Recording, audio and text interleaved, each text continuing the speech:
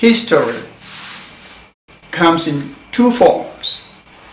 There is the oral history and written history, or the written and the unwritten history. Mostly, we all know that written history is more reliable than the oral one, because oral history are the stories of events which parents have transferred to their children, and the children have maintained all of these. And if you look at it carefully, you see that oral history consists of culture mainly, which is traditions, customs, language, behavior, and all kinds of social lineage.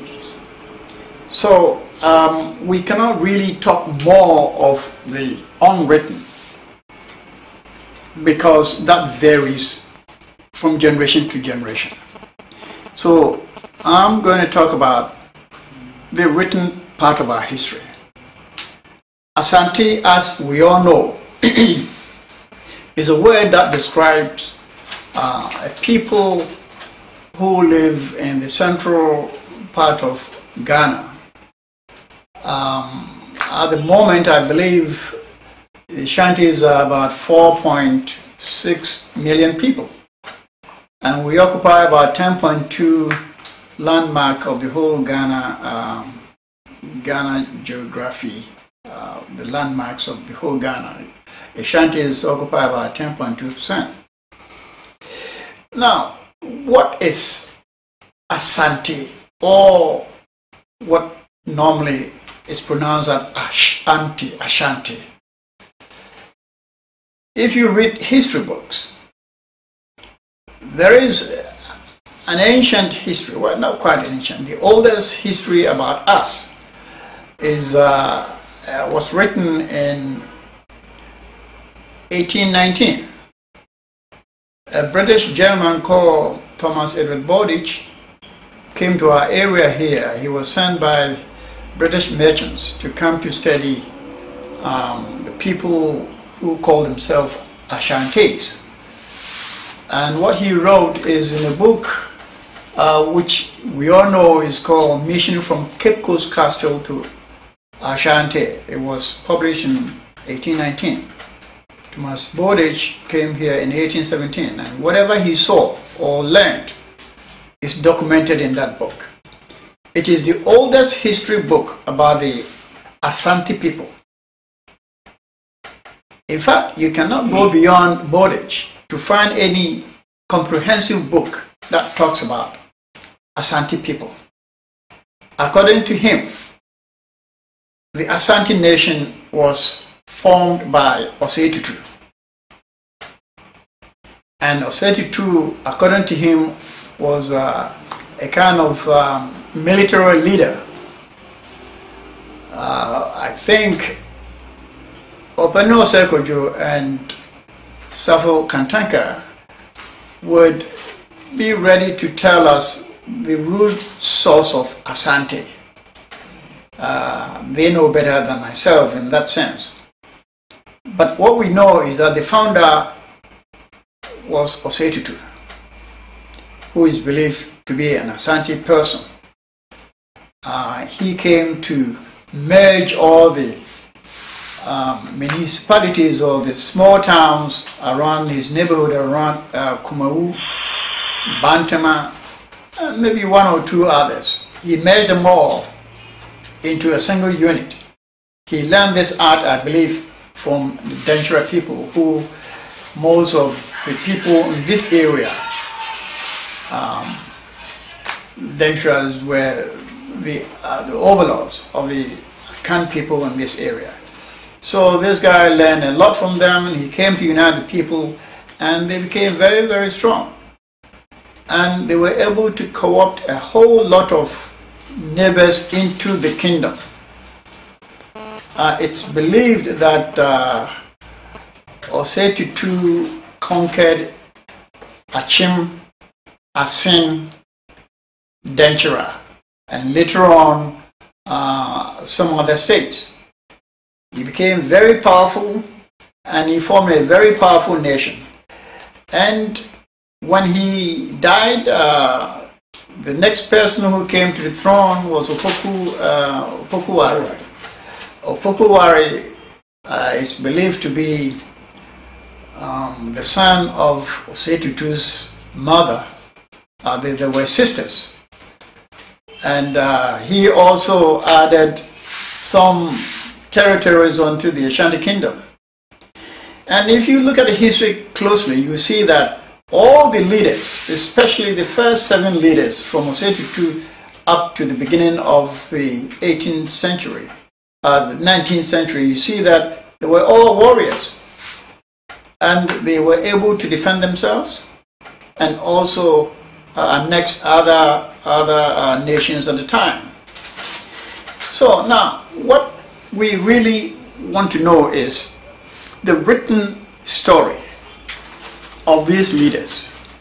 What made Asante people so powerful compared to the other clan groups in the area?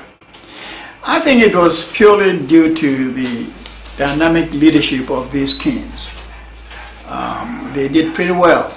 Each king comes on the throne and organized the masses into fighting groups, and they were able to conquer other nations and made the Ashantis very, very powerful. If you notice, I keep using the word Ashanti and Asante. Asante is what we really call ourselves, the Asantes, but the English made it SH. They think that the pronunciation of Asante has to have H in it. So sometimes I will be using Ashanti as colonial masters give it to us, but really we are Asantes. So at this point, I think we should really break it down into the time when Osei Tutu came to the scene, and then follow up to the beginning of about 100 years after that. Thomas Bowditch says that if you go about 110 years from the time he visited us in 1817, he says that if you go about 110 years, you can trace the source of Osei Tutu. By that token, it means that if he came here in 1817, and if you go 110 years prior, it means that Osei Tutu came to the scene around 1707. Some people are making it 1717. I think we can't be too far off. Osei Tutu came to the scene at that point. And it was from Osei Tutu's time when people can really talk about Asante as a nation. Prior to Osei Tutu's time, there was no single unit or kingdom or country called Asante. It was him who formed a group of Akan-speaking people into a single unit and named it Ashanti. And I think the historians like Osei and Safo Kantanka can also enlighten us more on that. It's believed that it's because we're always fighting, trying to suppress others and take over. That is, in Twi we call something Esa, which is war. So people named as Esa for warriors or something. You can really see the Asante as a nation, the significance of the nation for just before the end of the 20th century. You see that Ashanti became a very prominent unit in the whole area, that part of Africa. The people of Asante occupy the middle section of Ghana, and they are in the forest zone. They form part of an ethnic group called the Akans. When I say the Akans are the following people: Fante, Asante, Akuapem, Bono, Asen, Adanse, Akwamu, Sefi, Wasa, and Achim. These are the Akan people. The Akan people have this. They have the same behavior pattern. They eat with the right hand. They greet with the right hand. When speaking to a group of, or when they are speaking or they are emphasizing points, they use the right hand. When they are greeting a group of people, they start from the right to the left. And anybody who does not do that to them is not an Akan person. They also have another unique system, and that is the clan system. When we talk about the clan system, the Akans have another unique system which identify them as one people, and that is the clan system. Here they believe that some 8 clan women gave birth to all Akans, and the names of the clans are Oyoko, Aduana, Asuna, Bretuo, Asenye, Aguna, and Asachiri, and Aguna, and Ekwana, and Asachiri. They believe that all people from Oyoko are believed to be the children of a single ancestress, no matter where they come from. So that if you have an Oyoko man from Asante and he goes to Bron and he sees an Oyoko person, that person is a brother. An Oyoko man, or say a Duana from Asante, goes to Fante and he sees somebody from Fante land who is an Oyoko, is an Aduana person. He is a brother or sister. So wherever they go, they get other people who belong to their clan, and that also is another unique system. And when such a person meets somebody of the same clan, he takes that person as a brother or sister, and he can go and lodge with him. Whenever he needs something, he will be supplied by that person. So you have the clan system going through all the Akan places. It's important to know that Asante did not come from the blue. It did not just come. It is a union of states.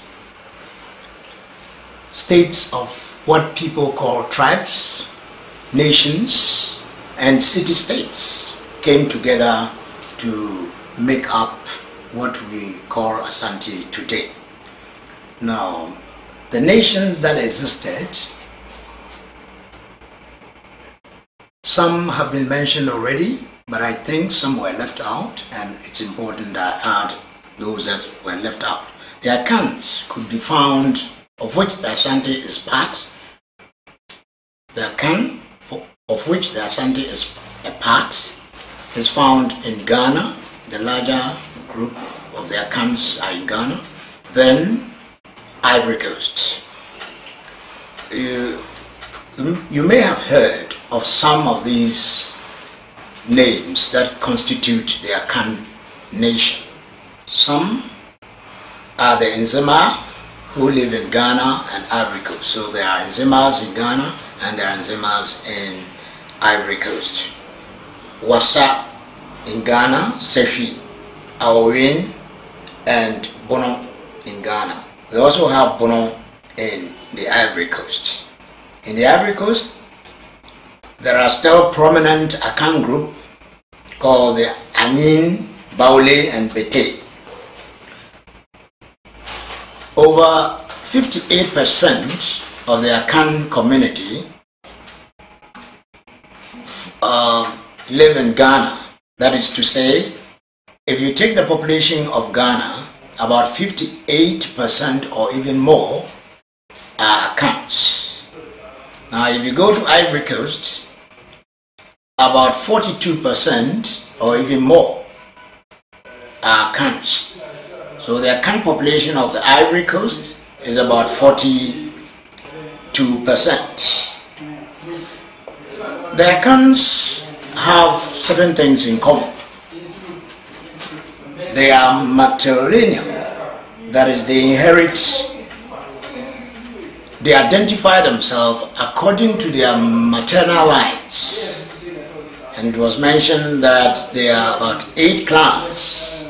And these 8 clans in Ghana and Ivory Coast, wherever you go and you mention the Akan, you can find at least 7 and at most about 9 of such clans that constitute the Akan community. And these are the Oyoko clan, and they identify themselves with symbols. And these symbols are usually animals, birds, or bush, or game. And the Oyoko people, or the Oyoko clan, uses the hawk as their symbol. So if you go to any part outside Ashanti and go to maybe Ivory Coast or the coast where Akans live in Ghana or Ivory Coast, you will find the Oyoko people so identifying themselves with the same hawk. The Ekona group or the clan use the buffalo as their symbol. That is, wherever you go among the Akans, you will find the buffalo being used as the symbol of the Ekona group or clan. You also have the Aduana clan or group of the Akan. They use the dog as their symbol. We have the Asechiri group. Still, everywhere you go among the Akans, if the name changes at all, the symbol does not change. So we have the vulture as the symbol of the Asechiri people. Then we have the Asenia. The Asenia group or the Asenia clan uses the bats as their symbol. Then the Asona group or clan also uses the crow as the symbol. The Agona group uses the parrot as their symbol, and then the Britu uses the leopard as their symbol.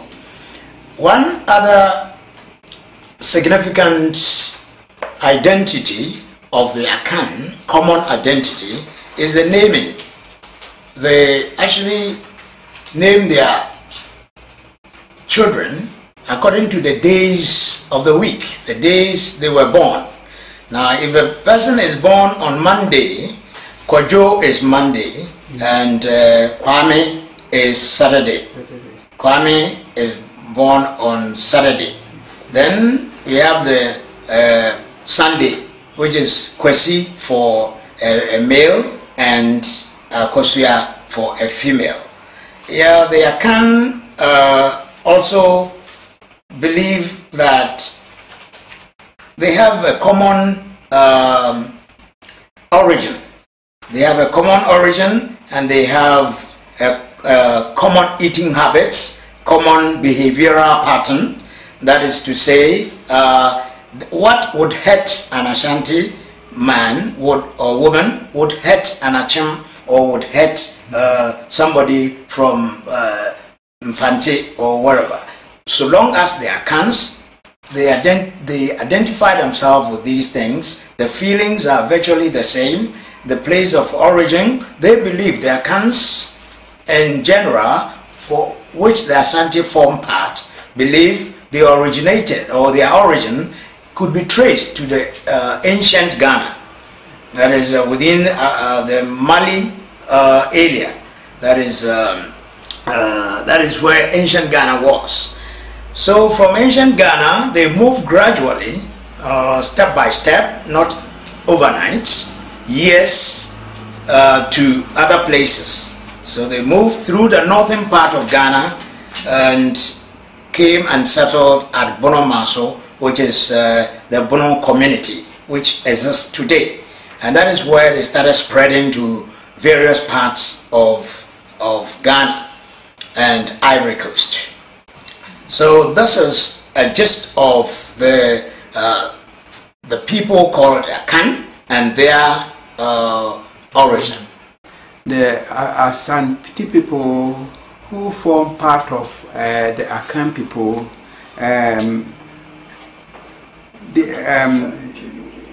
believe that they are from ancient Ghana, and they moved southwest and to the present day Asante area.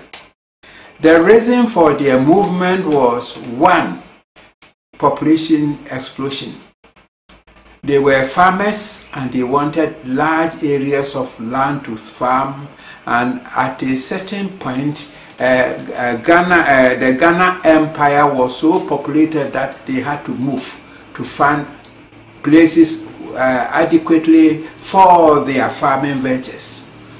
Then secondly, when there were inter-empire wars from Ghana Empire, Mali, these wars also disturbed a lot of them. Therefore, they moved southwest to find a place convenient for their farming ventures. Then lastly, when the Muslim religion started, they were forcing people to accept the new religion. And the Akan people believed in God, but they worshipped God through their deities. So because of this religious problem, they just moved into the forest region to have their peace of mind. They first entered Gonja land in the north, and after some time they moved gradually through river valleys and wind gaps to where they are stated. When they got to these places, they started to found nations. In fact, they started making states. Asantes came in, when Osei Tutu came in. In fact, before Osei Tutu, they had individual states. Then they were first, they served Adansi. We had Adansi state, and they started governing the people. Then later on, the Adansi people also formed a state, and they were through the Adansi state. So they became the overlords. And during the time of the Denchira people, they were ruling the nations with iron hands. Every Akwesidae, or every 42 days, the people from the other places were going to Denchira with some commodities to serve the people of the capital, and the capital was called Abankasieso. They will send firewood, they will send red clay, and they will also send plantain fiber. Plantain fiber was used as toilet rolls. Red clay for painting and firewood for lighting. And these commodities were sent to Denchira by the young men and the young women. When the young men got to the capital, they would be asked to weed around the capital. Then the women would be sweeping the streets of the capital. And the worst thing about this was that the women were being they would be called into the houses, and sometimes, whether they were married or not married, they will have sex with some people. It became an unfortunate situation. Sometimes somebody will go and come back pregnant, and people could not say a word because they were being having sex with their overlords. So this became a problem for them, and people therefore saw this as maltreatment. So they gathered forces to fight and overthrow these people. And those people who gathered forces, or those people who came together because of the injustice, were called Esa Intifo, people who have come together because of war. And in fact, it began somewhere before Osei Tutu came. But they were able to achieve their aim when, during the reign of Osei Tutu, he had mastered the art of war, especially with the use of guns, and he brought them together, and then they were able to overthrow their overlords, and they became the overlords. In fact, it was not a simple thing. If you go through the history, states in Asante or in Ghana who fought were many. In fact, we had as many as about 31 or more chiefs coming together during that war, and that brought that victory. We had states like Kumasi State, Osei Tutu was the king. Mampong State, Nanantuo was the chief.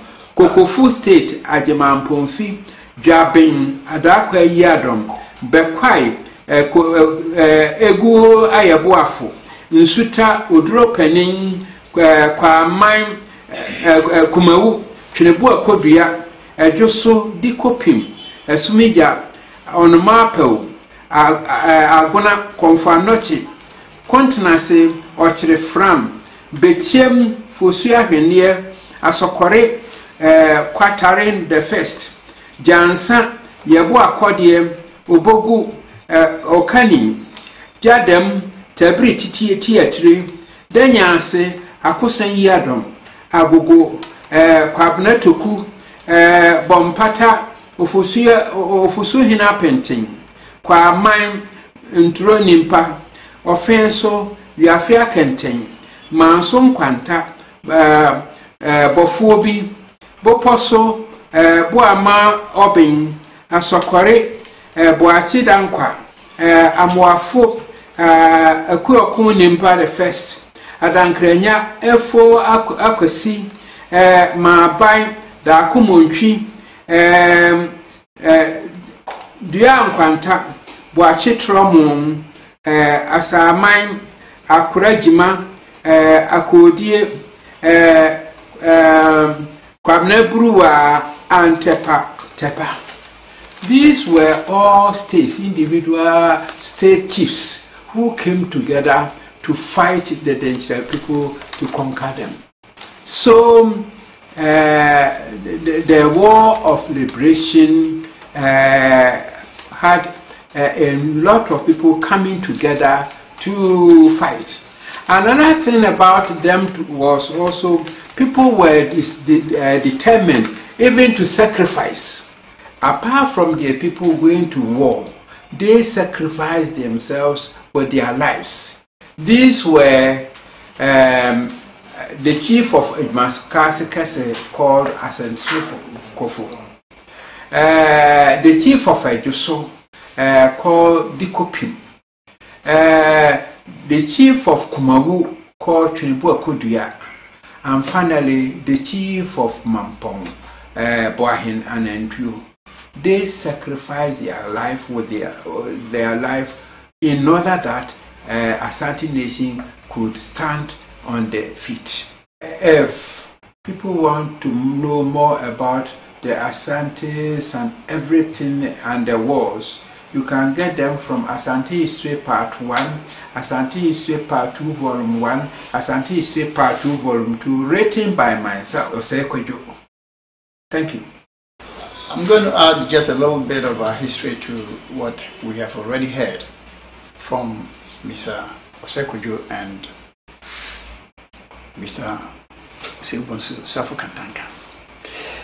What I like to add now is the name Asante, its origin, how we got the name, and when the name actually took effect. We all believe that, even not just the oral history, we believe that the written history shows that the Ashantis or the Asante people came together to fight a mighty power in the area. That power was called Denkyira. All the people in the areas which are called Asante now were under Denkyira people, or most of them. So when Osei Tutu managed to bring them all together and declare war on Ntim Jekari, who was the king of Denkyira area, they all supported him, and they fought a war at Feyiase, a small village near Bekwai. From Asanso, you go to Feyiase. They declared war and fought a very severe hard war, and they were able to defeat Ntim Jekari. So from that point coming, the name Asante as a kingdom became established. And as Mr. Osei-Bonsu talked about earlier on, that a certainty because of war, meaning that the Asante people were warriors right from the beginning. They came together necessarily for the sake of war, a certainty. That name, instead of now being called a sentinel, it's being called Asante. So we Asantes are fundamentally warrior people. And they did that to claim land because the population was expanding. They need more land for farming and so forth and so on. So what made Asante people stronger from the period which I referred earlier on as 1717 or 1707 coming?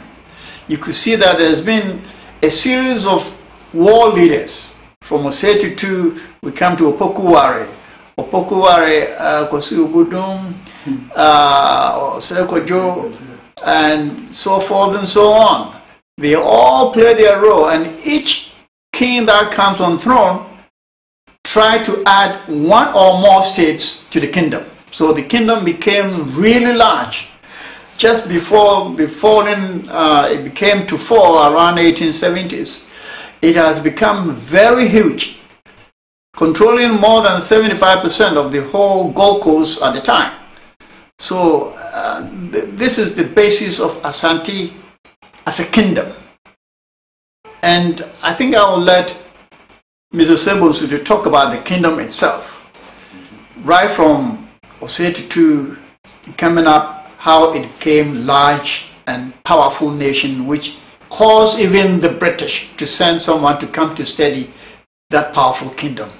It's important to know that the Asante was not as a matter of fact one of the nations in those days. When they migrated from Bonomaso, all the Akans were living at Bonomaso before they scattered to various parts of Ghana and Ivory Coast. Now they went as groups, and wherever they settled, they gave themselves a name. This brought about the formation of different ethnic groups coming together to make the Akan. So these ethnic groups were sometimes nation states or city-states within the nation-states. Now, within the Kumasi, the place that became Kumasi, there were states which were independent, like Tafo, Kase, Asokore Mampong, Kenyase, Edumakase Kese. There were very many other city-states that originally was not Kumasi. They were independent on their own. There was also Doma.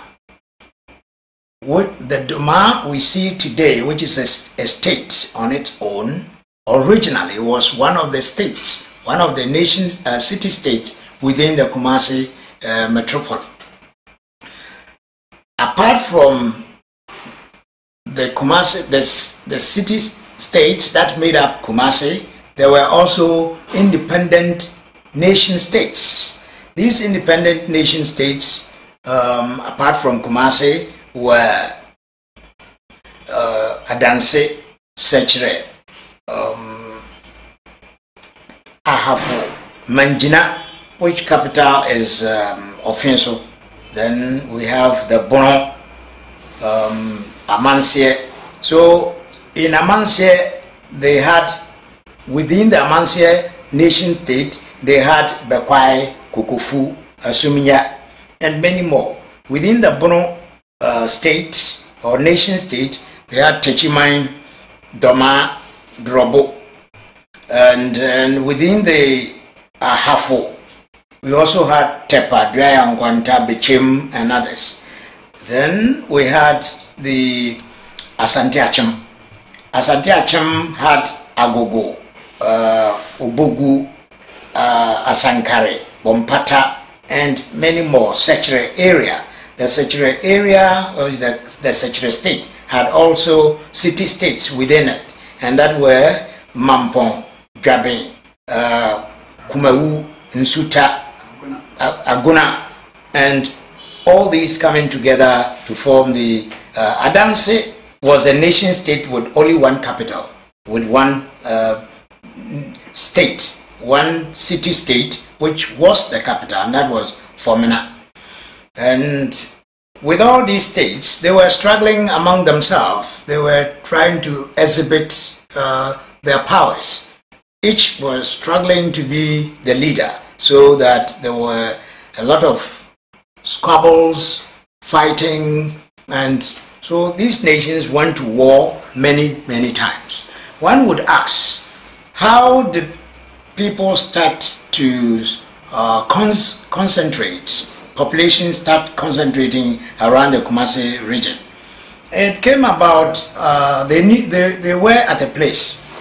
That means from Bono Maso, when they had scattered, at Amansie, there is a place that is where the people almost always trace their origin to, and that is Asante Maso. Asante Maso is the place where the Asante people have more often than not traced their roots. And it's not only this word Asante Maso appears to sound like Asante, but the origin of that word Asante Maso is different from the origin of Asante. Asante is a senti, that is singular. Now the plural is Asa. Asa is war, and its plural, which is Asa, means wars. So the name was coined from war. The people wanted to come together, and they came together to fight to overthrow their overlord, which was the Injira state. Now this coming together gave them the name Asante. That is, we are coming together to defend ourselves. They did not come together because they wanted to come together and always call themselves a war machine. But they had a policy that whoever attacked us would have to group ourselves together and then fight to ward off whoever wants to take us for enemies.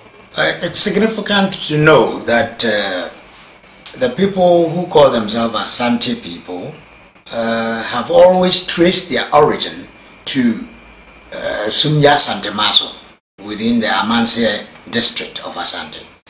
And they spread from that place as a people to Kukufu, where they settled for a very long time.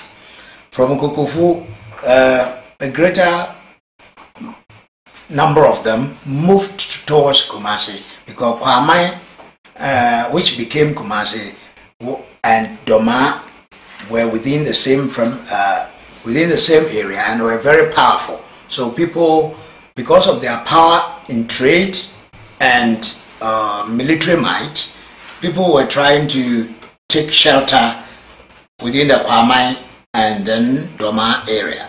So people coming from Amansie pushed down to Kumasi. It is from Kukufu that we had the first chiefs or kings of Kwamai.